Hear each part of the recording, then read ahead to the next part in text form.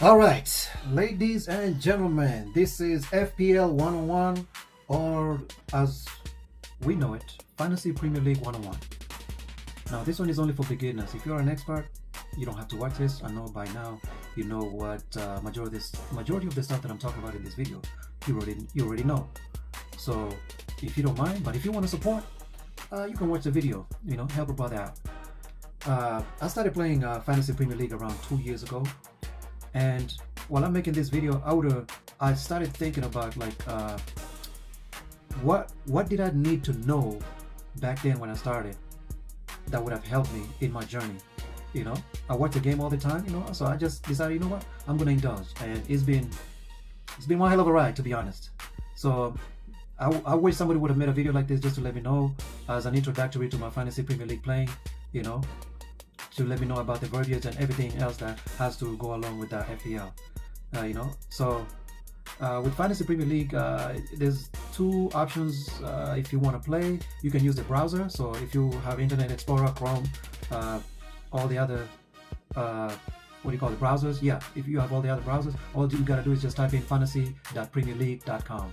And if you're on Apple Store or Play Store on Android, Apple Store on Apple, just type in Premier League and you'll see the icon with the lion. I think it's like a black or dark blue line with light blue or teal colors around it, as you can see, from the video. I'll show it to you. But anyway, what is FPL? FPL is English Fantasy Premier League. So basically EPL, the fantasy version of it. I'm pretty sure there's other variations of basketball or American football, So to me, in my opinion, I think the English Premier League is the best league best football league in the world. The reason I'm saying that is because lately, starting from 2-3 years ago, you didn't have to look so hard to get the games basically. And as a Manchester United supporter, I know I'm wearing my Ingwe shirt, from my hometown in Kenya, but as a Manchester United supporter, you want to look at the games. You want to it's easier to look at the games. It's easier to get the games. You type on your browser, you type EPL on your browser. If your team is playing, now you got to make sure your team is playing. If your team is playing and you type in on your browser, either Liverpool, Arsenal, Manchester United, there's somebody somewhere that's streaming that game, and you get to watch it and follow along. That, and also if you live in an area there's a service provider like AT&T, Comcast, or Xfinity, or even or Xfinity, ABC, all these other apps like Paramount, you just gotta, if you're already subscribed to them, they stream these games live, and majority of the time they stream almost all the games that are live at that moment. So you get to choose which one you want to watch and which one you don't. And the reason I made this video is we've been going through some World Cup withdrawal symptoms right now. The World Cup just ended, and man, it was a bumpy ride, with the World Cup. All those games squeezed in as little as 1.5 months, Not all of a sudden Spain is the winner, back to our regular normal programming, which is Fantasy Premier League. But right now, I want to make a video about the verbiage. I want to talk about the verbiage, because if you're going to start playing FPL, Fantasy Premier League, there's some words that you're going to have to know. This is really important. This is non-negotiable. Hey, you're gonna want to know this. Whether you're an experienced Fantasy Premier League manager or taking a part for the first time, there's a list of words that are commonly used when playing the games. Now you can go on YouTube and you can check these words, or you can just go to FPL.com and fantasypremierleague.com too to get a bunch of these words. Number one is asset, which is the player. Bandwagon, a lowly owned player who managers suddenly want to bring in their team because they're registering a lot of points. Bench boosts, this is a chip where the bench players' scores are added to the total of their scores in the game week. It's best to play this during a double game week. Alright, bench fodder, a member in your squad that typically costing little money, such as like a goalkeeper. Normally goalkeeper costs low, so that's what a bench fodder is. So somebody who costs low. Blank game week, or BGW, abbreviated as BGW, is a game week. Not all the 20 clubs have a fixture, so maybe some teams play and some other teams don't, particularly because they have a Champions League game going on, or other cup game that are going on. Alright, the next one is blanked. Blank is when a player fails to return more than 2 points. 2 points is like every player who starts playing, they automatically get 2 points. If you have a player that don't start playing, they get 0 points. So we'll say that the player has blanked. In JFC, we just say the player is just doing cardio because he's just running around and doing nothing.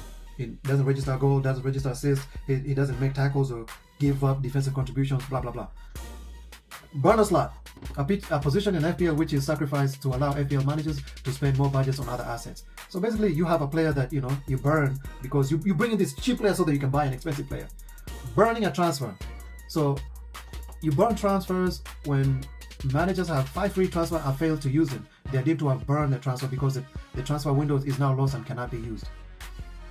Yeah, I think that applied when last year when Africa Cup of Nations, around December, when a couple of teams were losing players to the AFCON, so they had to, in order to help out FPL managers, they gave out like 5 free transfers during the month of December to help majority of the FPL teams or managers to change their players basically. So if you have like 3 or 4 managers, instead of taking a minus, they give you a little leeway to help you out with your transfer. Bust team. Shortly after an EPL deadline, this is the team that you set up for the following game week without making any transfer. Okay, I didn't know that. I learned something new. That's good, man. Chips.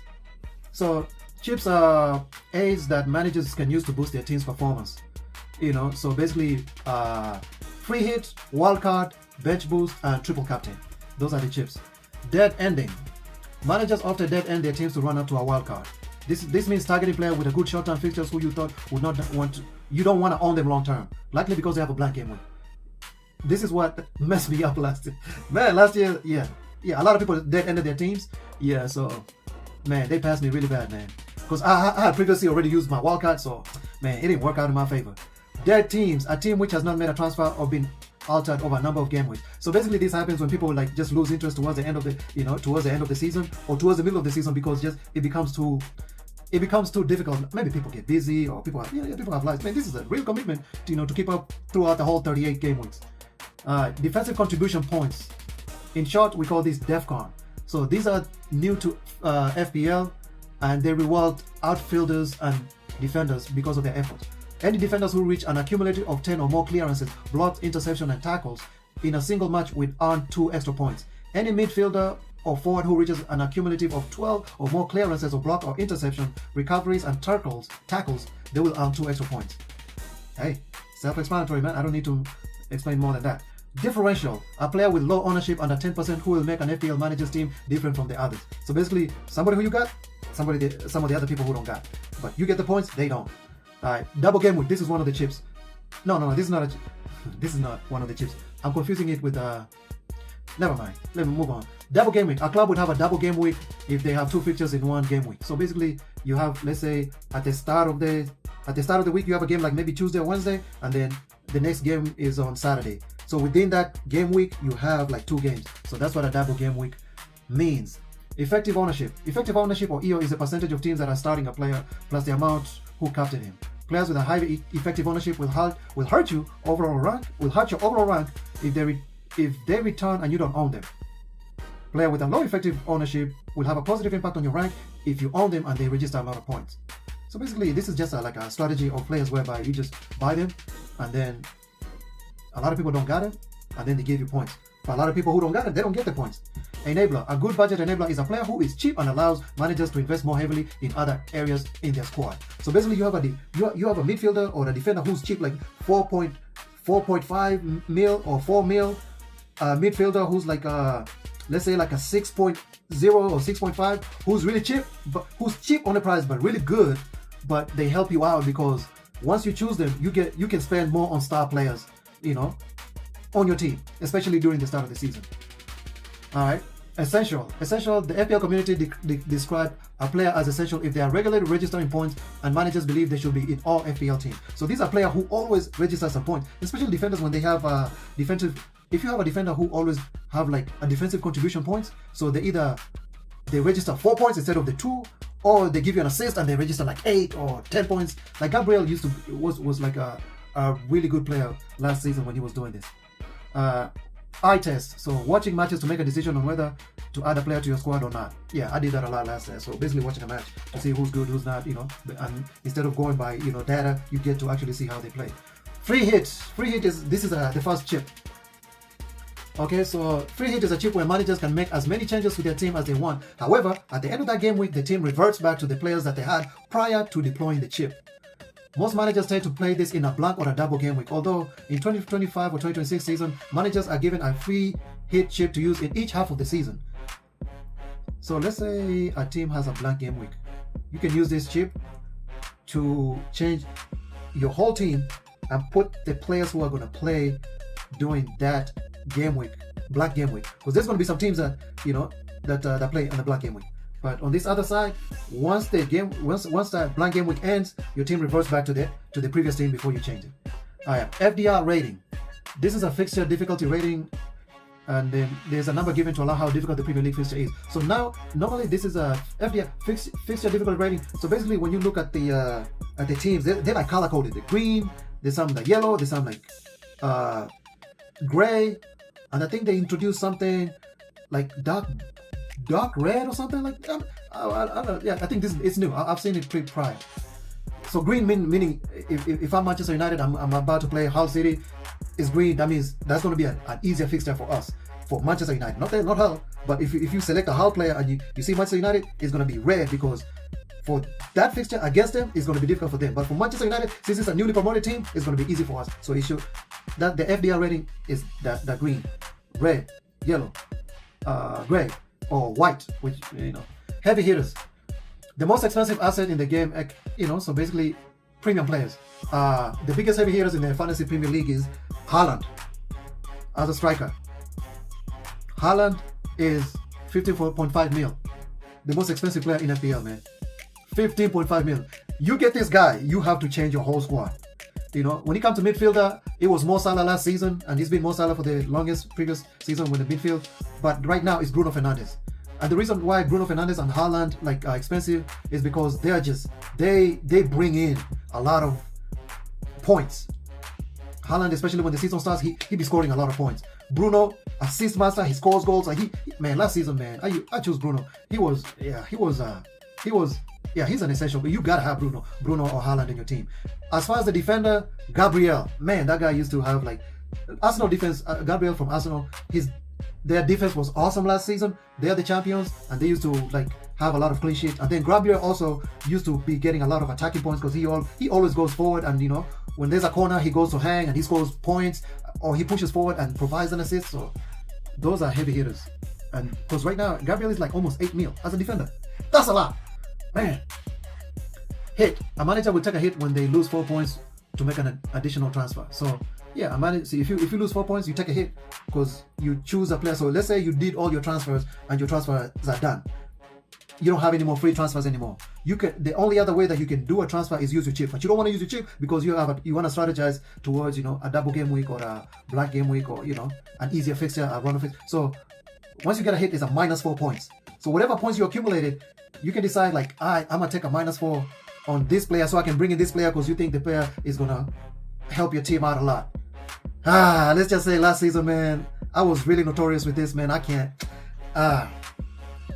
On my local FPL fantasy league, man, I would have won, man. I took a lot of hits, man.